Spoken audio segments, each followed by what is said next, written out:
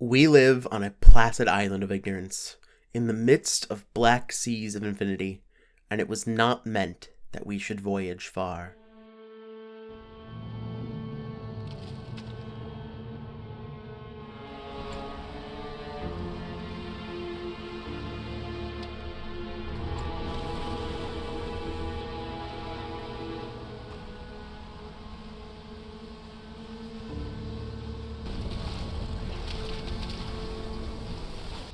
The Iron Rig and Pale Reach are what DLCs should be. When I uploaded my first review on Dredge a little over a year ago, the DLCs had not been out, but now with both of them here and the game complete, I thought we should revisit this masterpiece and see if the DLCs hold up. Spoiler alert, they do. Now, for this video, I'm not going to be judging each of them separate, instead casting my judgment onto Pale Reach and Iron Rig together, as the Pale Reach was added late in development because the Iron Rig was taking so long. With that out of the way, let's just dive into it. The map for Dredge is expanded in two directions, north and south. The Pale Reach adds a fair bit of land to explore with a new fish type, ship upgrade, and mechanic, and the north adds the Iron Rig, along with ship upgrades, new items to use, and bonus items to boost your stats on the ship. When entering the Pale Reach for the first time, it genuinely made me feel cold. The howling winds and the ice chunks floating in the sea, navigating all the narrow passageways all while being hunted by the narwhal. Other than the obvious thrill of new nets and rods as well as fish to catch, what I really liked about this area was the ice blocks. Since the area is accessible at any time during the game, it makes it really useful to pick up some ice. When I was finishing shrines or catching fish that I had to deliver across the map, it gave me peace of mind that my fish weren't going to spoil as fast as they did before. A really great addition to the game mechanically. The ship upgrade, the Icebreaker, is also so much fun. After having to navigate the ice fields to just smashing right through them really was satisfying. There was also a pretty compelling story in the area that's separate from the main game that really ties the whole place together, and the reward is a staple in the late game. Now, where the Pale Reach added a new area, the Iron Rig went an entirely different direction. Not to spoil too much of the story, but the Iron Rig is drilling for what you can only assume is oil, but you find out that not everything is what it seems when a fissure in the bottom of the ocean floor opens up. This transforms the areas around the map, creating a new area entirely in itself. This approach was great for how late in the game I was when I started playing it, because revisiting all these old areas and having to find new fish was so fun and almost nostalgic.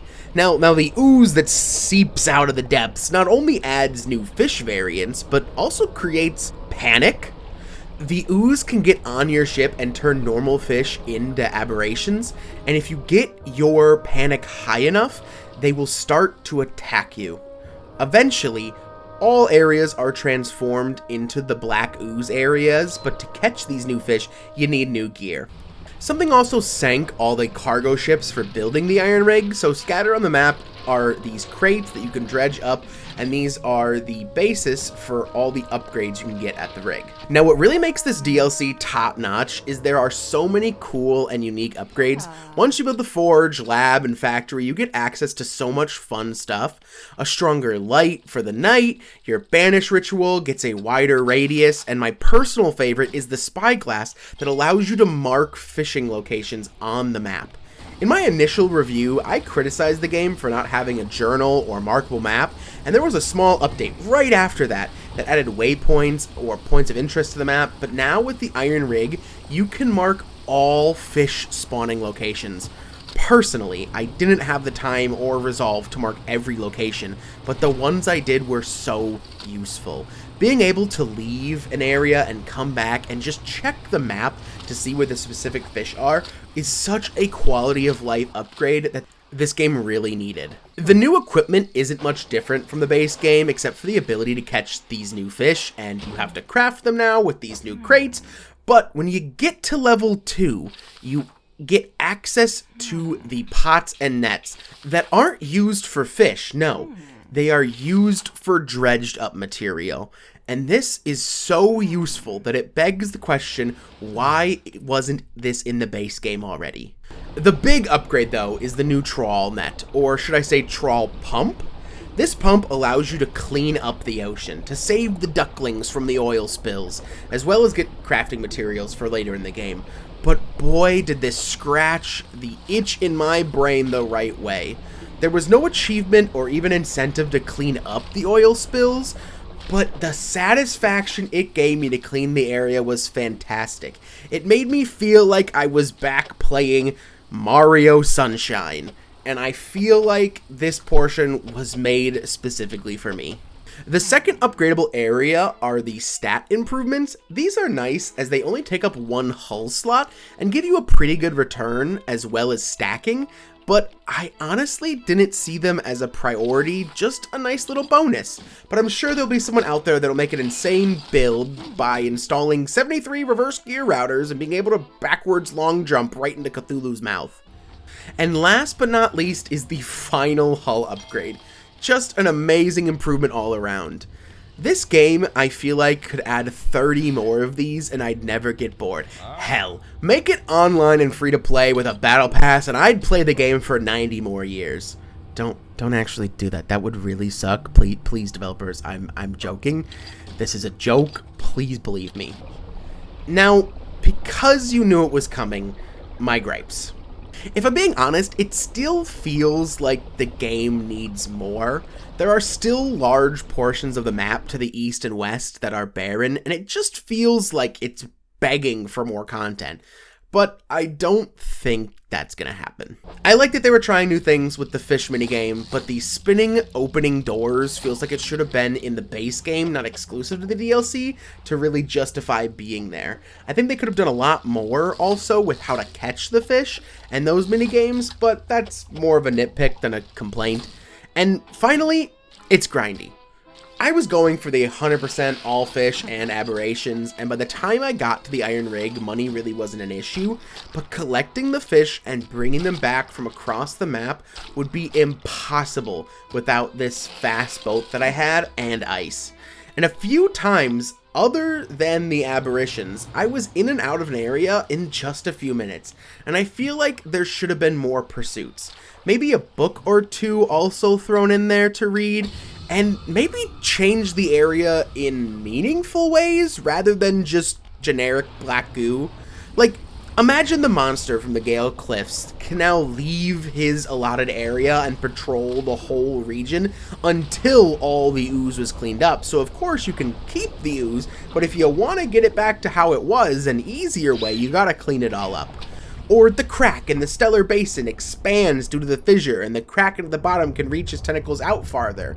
Or the piranhas in the Devil's Spine actually do damage, and the big one can see now. The trees in the Twisted Strand growing grotesque and attacking you. Maybe the angler from the Marrows can just leave the area. All of this would have been more incentive to actually cleaning up, and also adding a fun new challenge to the area rather than catch fish in area, return, re-catch fish in new area. But I understand the development team is small, not to say that what they did wasn't also fun, it's just it could have been more fun. The final thing that both endings of the DLC have is just a really lackluster way to end them. Like, I get that they aren't the main story, but they were so overwhelming that I didn't know they were over until I googled it. But they still did a good job to wrap up the stories in their respective areas. A few other small things I'd like to touch upon before we end the video that I really couldn't find a good fit anywhere else is that it's really weird that the oil didn't also get to the Pale Reach. The exotic fish all getting variants was cool too, but without the tip from someone on Reddit to use atrophy to catch them, I would have wasted so much time and energy trying to get all the aberrations. That being said, the final fish and aberration that I won't spoil for you guys because I'm not like that, it's stupid rare. Like, I'm a dad now with a 1-year-old and I don't have 4 hours to gather materials to catch one fish over and over again just in the hopes that the right one spawns. Again, people online said to just keep reloading a save, and that's what I ended up doing. But I feel like we shouldn't have to do that in a game like this. There shouldn't need to be a soulfish to catch that's so rare in a single player game that you have to reload a save upwards to 15 times just to get it to spawn. With that all being said, there wasn't really a time though that I felt bored in this, and I think that's a really good testament to the game itself. The Pale Reach and Iron Rig are beautiful additions to an already beautiful game. New areas, new mechanics, and quality of life updates solidifies this game as a perfect 10 out of 10 experience. I'm only sad that there's not more of it to enjoy. If you haven't already, go and buy this game. The complete edition is out and it's so worth it. Dredge and its DLCs are truly what gaming should be.